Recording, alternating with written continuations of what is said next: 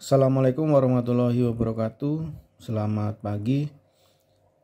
Hari ini adalah mata pelajaran pemeliharaan listrik sepeda motor. Untuk kelas 12 TSM ada 8 kompetensi dasar.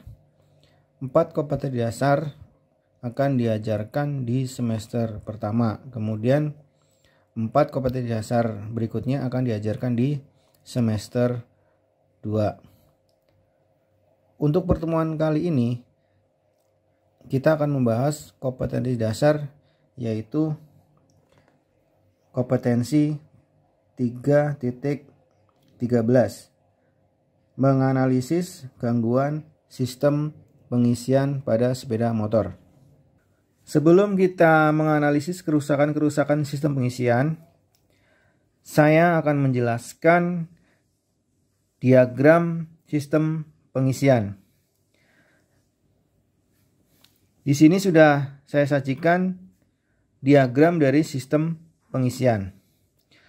Komponen-komponen sistem pengisian terdiri dari, yaitu yang pertama baterai, yang kedua ada fuse, yang ketiga adalah rectifier regulator atau yang disebut juga kiprok, yang keempat adalah alternator. Kemudian fungsi-fungsi komponen dalam sistem pengisian.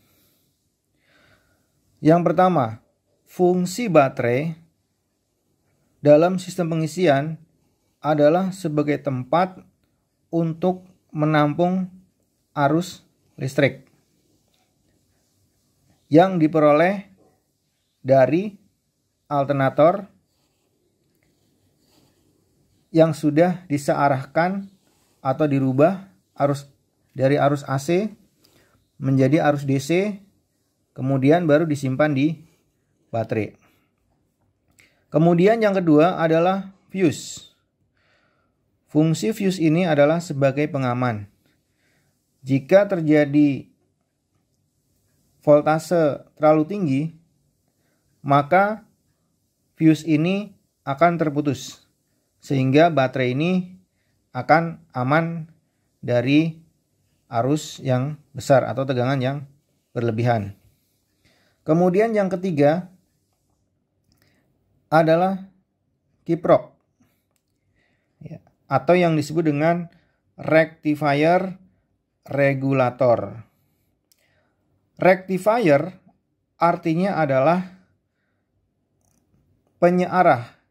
Jadi arus listrik atau tegangan listrik yang dihasilkan oleh alternator ini kemudian masuk melalui kabel putih atau W ini, white, itu masih dalam bentuk tegangan AC.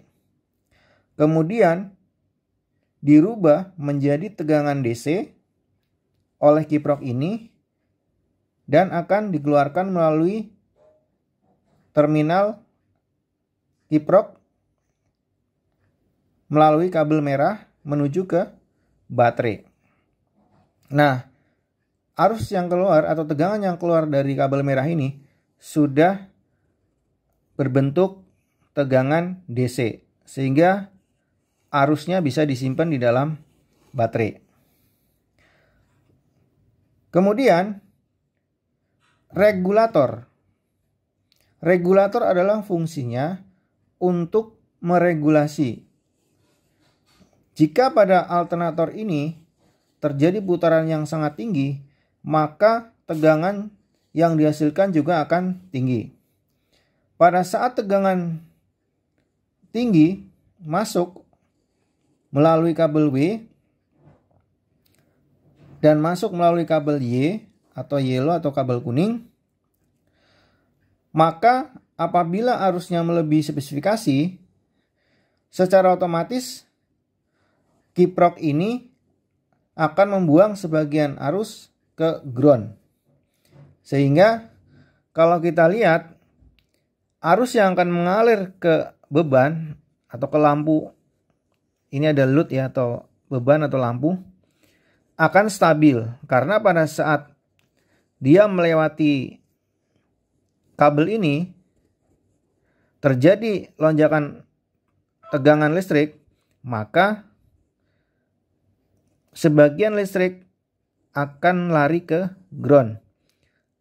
Kemudian sebagian akan lari ke load.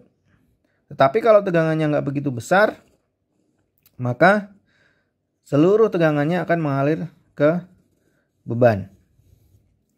Kemudian yang keempat adalah alternator. Alternator ini sebagai pembangkit listrik. Alternator ini terdiri dari beberapa bagian. Yang pertama adalah magnet permanen. Kemudian di dalam magnetnya, di tengah-tengahnya ini ada kumparan atau lilitan kabel. Nah, cara kerjanya bagaimana? Pada saat kumparan ini dilewati oleh sebuah medan magnet secara terus-menerus, maka akan timbul gaya gerak listrik di antara ujung-ujung kabel ini. Sehingga makin cepat putarannya, maka gaya gerak listrik yang dihasilkan oleh kumparan ini akan makin besar atau makin tinggi. Itu prinsipnya. Jadi alternator ini fungsinya adalah untuk menghasilkan arus listrik. Dari mana? Dari putaran mesin itu sendiri. Demikianlah tadi materi yang bisa saya sampaikan pada kesempatan kali ini. Banyak sekali diagram-diagram sistem pengisian.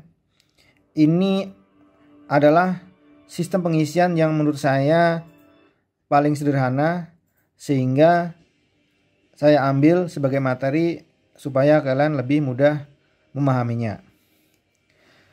Demikianlah materi hari ini yang saya sampaikan. Jika ada kekurangan, mohon maaf. Wassalamualaikum warahmatullahi wabarakatuh.